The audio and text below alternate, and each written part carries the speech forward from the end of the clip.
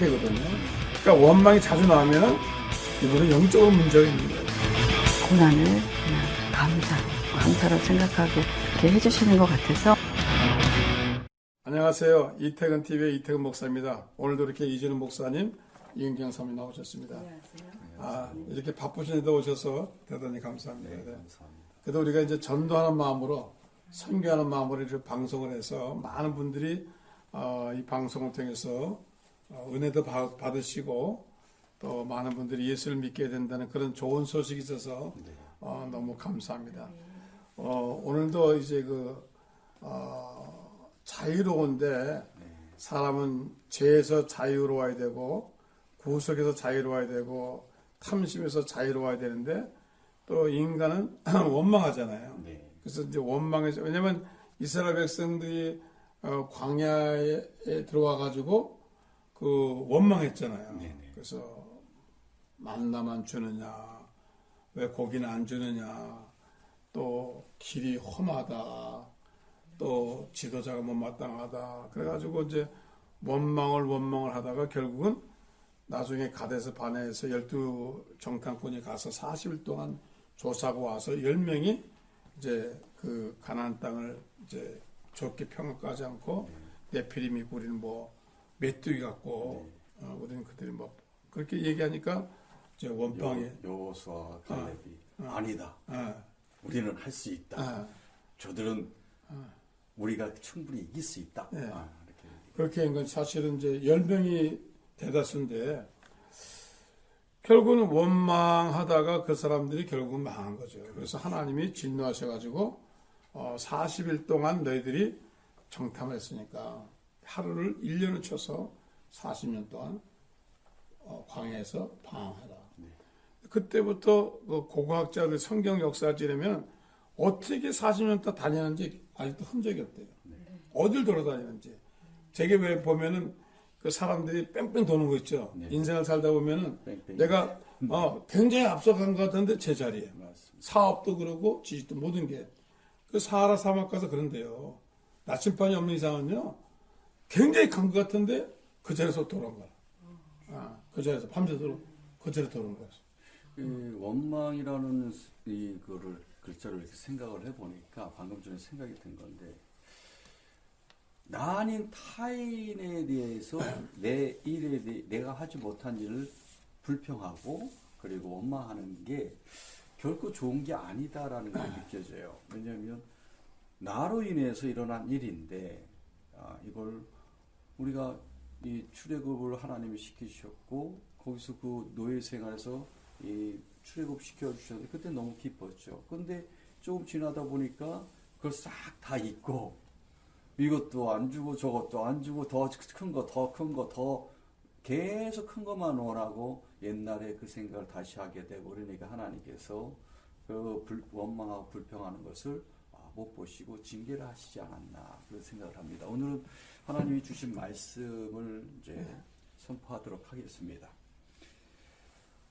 민수기 14장 27절의 말씀인데요. 나를 원망하는 이 악한 회중에게 내가 어느 때까지 참으랴? 이스라엘 자손이 나를 향하여 원망하는 그 원망하는 말을 내가 들었노라 라고 말씀하십니다. 사람들은 이제 원망할 일이 많죠. 되게 이제 다른 사람 비교해 봐가지고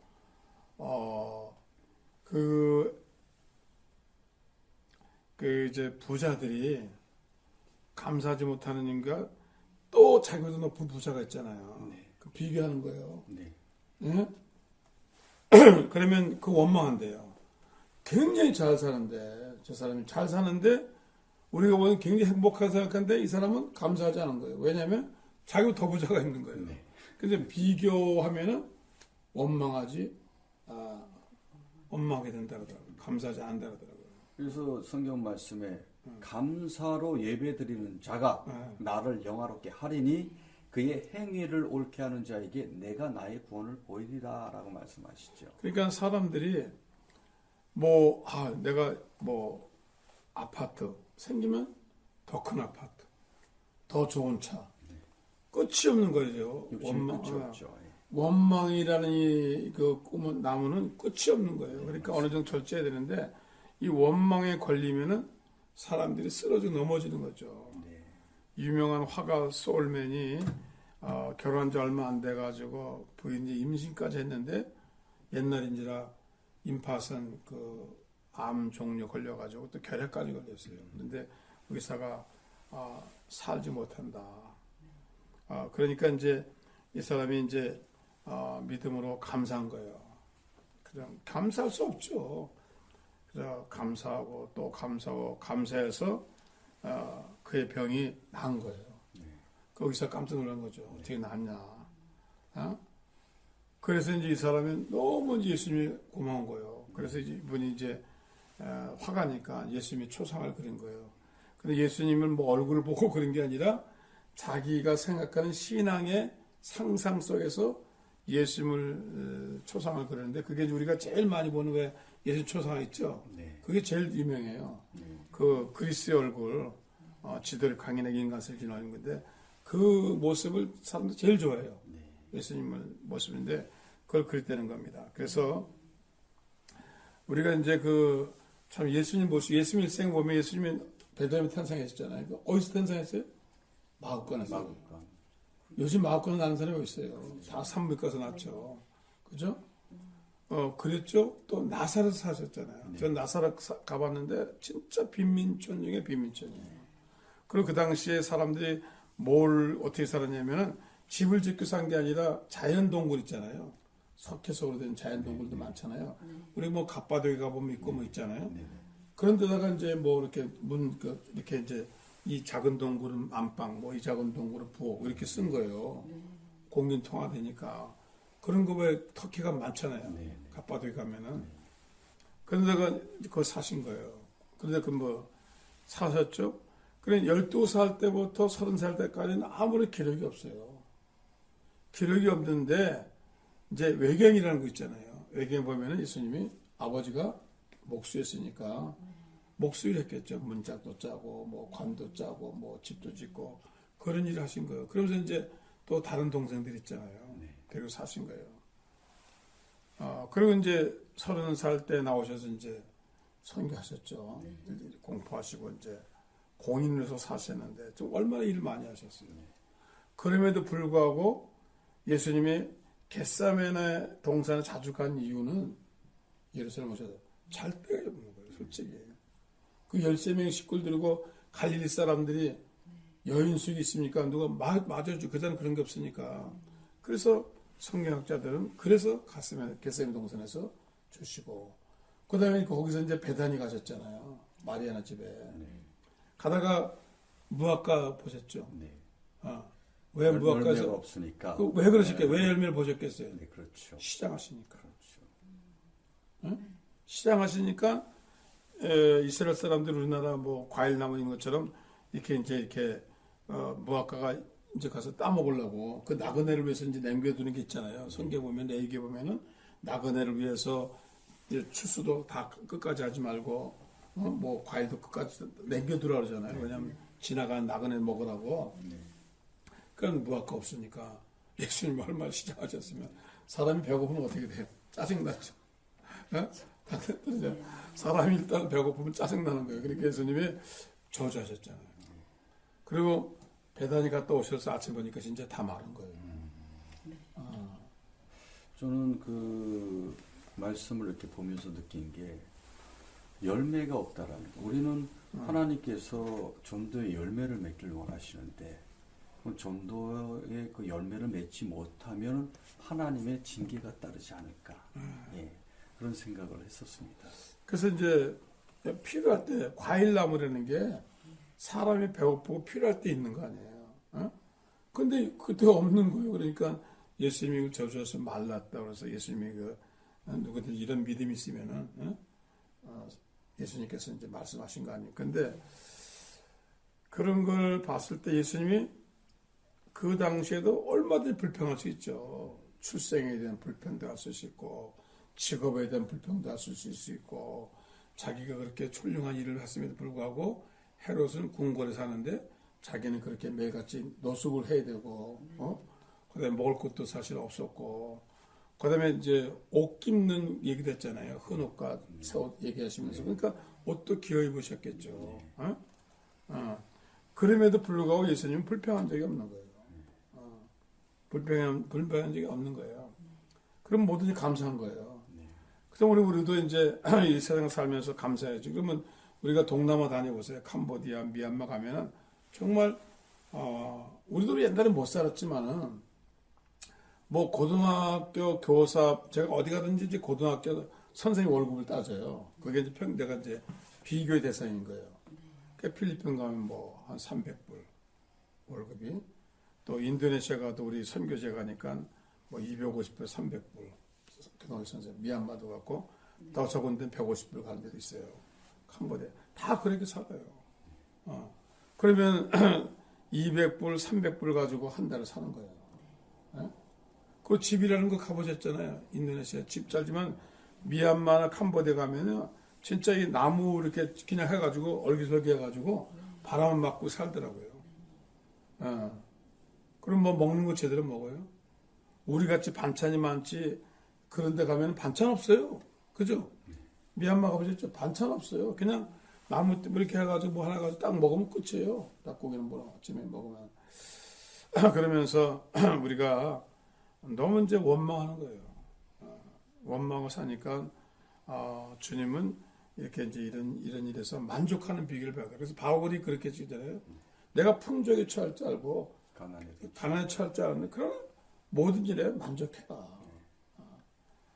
어떻게 생각하세요? 그래서 그런 생각이 들어요. 이게 예전에 어떤 하나님 만났을 때 그런 생각. 하나님 아니셨으면 내가 이미 죽었을 텐데, 하나님 아니셨으면 내가 뭔가 잘못됐을 텐데, 하나님을 만나고 나니까 이렇게 좋은 것들이 많다. 근데 그게 시간이 지나니까 아까 잠깐 말씀드렸지만 녹이 슬면 녹이 슬어가는 그런 신앙이 돼서는 안 되겠다. 근데 누구나 다 녹이 슬 거라고 생각이 들어요. 비가 오고 이러면은 녹이 슬지만 다시금 그것을 깨끗하게 그라인더로 깨끗하게 하면 다시 원래 본 모습이 나타나거든요. 그래서 우리가 신앙도 점검을 해야 되겠구나. 내 신앙이 어느 정도일까 이런 점검도 해보는 게 중요치 않을까 그런 생각도 해봤습니다. 근데 이제 사모님 어떻게 생각하세요? 하나님 처음 만났을 때 정말 모든 게 기뻤죠. 그때 생각해보면. 그리고 막 정말 이 꽃들이 막 할렐루야를 하고 있고 뭐 그런 거 제 눈에 너무너무 반짝반짝반짝 모든 식물과 그런 체험이 있으셨네요. 네, 또 은혜 받고 이제 제가 이제 하나님이 먼저 성령을 주셔서 그러니까 이제 이 사람이 부러운 거예요. 방언도 하고 막 이러니까 하나님 저도 저 방언도 주시고요. 그런 기도를 했어요. 그랬더니 한 1년? 1년 걸렸어요. 1년 후에 하나님이 이제 성령 하나님이 오셨는데 모든 길가로 가면 꽃이 하늘 향해서 하나님께 찬양을 드린대요. 근데 그거요, 다른 사람 진짜로 그 이제 우리 시 갖고 있을 때 심장 이식한 사람이 있었어요. 네. 근데 이 사람 교회 왔는데 이제 거듭난 거예요. 근데 자기가 이제 좋은 집에 살았는데 회사 사장인데 새들이 노래 부르더래요. 와, 그리고 물소리가 그렇게 아름답고 그렇게 물을 먹어도 감사하고, 아니 뭐 이런 세상이 다 있나. 완전히 다른 세상을 본 거예요. 근데 그래서 지금 사원 얘기 듣고 그런 사람이 많은 거예요. 네, 맞아요. 그런 거듭나가지고 네. 그런 목사님, 와 이렇게 꽃들이 노래 부를 것 같아요. 뭐 지금 그런 말씀하시는 게 한두 사람이 아니다니까요. 맞습니다. 너무 좋은 거예요. 막 그때 너무 기쁨 그리고 막 정말 새들이 다 모여서 합창을 해요. 그럼 제가 거기서 모여서 지휘를 하는 거예요. 새들이 합창 막 지휘를 하고 하나님 막 웃으라 그러시고 막 그럴 때 너무너무 감사했고 그 감사를 계속 간직해야 되겠다. 그리고 정말 고난 가운데서도 하나님께서 고난을 그냥 감사로 생각하게 이렇게 해주시는 것 같아서 참 그 시간들을 이렇게 좀 지나오고 나서 보니까 정말 하나님께서 함께 해주셨구나라는 생각을 많이 합니다. 네. 정말 우리가 돌이켜보면 감사할 게 너무 많아요. 그죠? 너무 많죠. 참 이 70억 인구 중에서 우리가 하나님의 자녀가 거듭나 가지고 하나님의 자녀가 돼서 이렇게 원망할 수밖에 없는 형에서 감사하고 기뻐하고 예수 믿게 된 것을 감사하고 뭐 저보다 잘 된 사람 많죠. 저보다 훌륭한 목사 많고 저보다 큰 교회 목회하는 분 많지만은 뭐 그거는 그 하나님께서 허락하신 일이고 그 나름대로 길을 가는 거고 그렇잖아요. 여느 교회도 더 뭐 탤런트 뭐 잘 나가는 사람 있고 안 나가는 사람 있고 근데 그거 따지면 모르겠어요. 그래서 우리는 그냥 있는 자리에서 감사하면서 살면은 하나님 크게 우리에게 복을 주시죠. 그래서 지금 모든 분들이 지금 행복해야 되는데 원망하다 보니까 행복을 잃어버린 거예요. 행복이 눈에 보이지 않는 거예요. 그죠? 맞아요.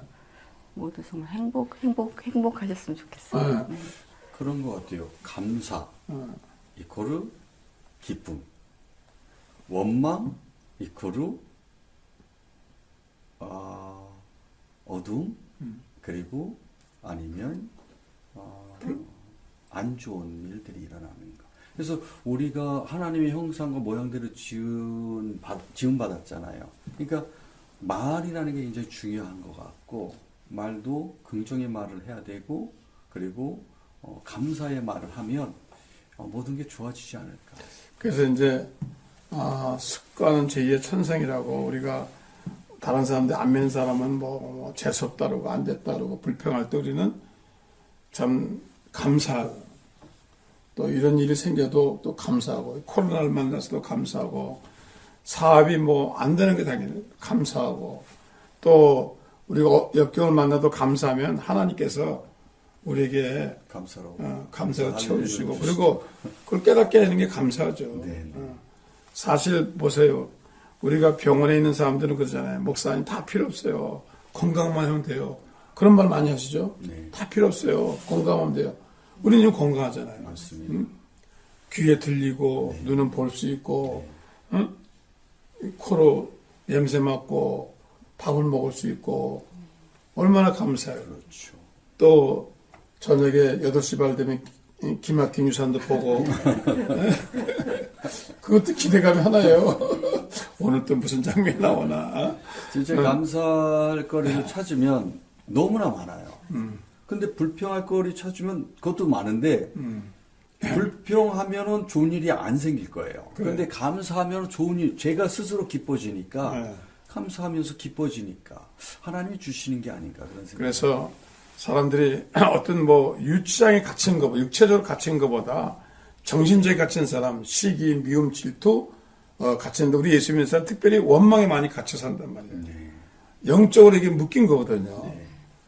사실은 원망하는 사람은 영적으로 이게 좋지 않은 상태거든요. 그러니까 원망이 자주 나오면은 이분은 영적으로 문제가 있는 거예요. 그러니까 이런 분들은 자기가 자가 진단을 해가지고 감사로 하고 또 기도하면은 그 원망에서 이제 자유하게 되어질 줄 믿습니다. 오늘도 시청해 주셔서 감사합니다. 다음 시간에 또 뵙겠습니다. 다음 시간에 또 만나요.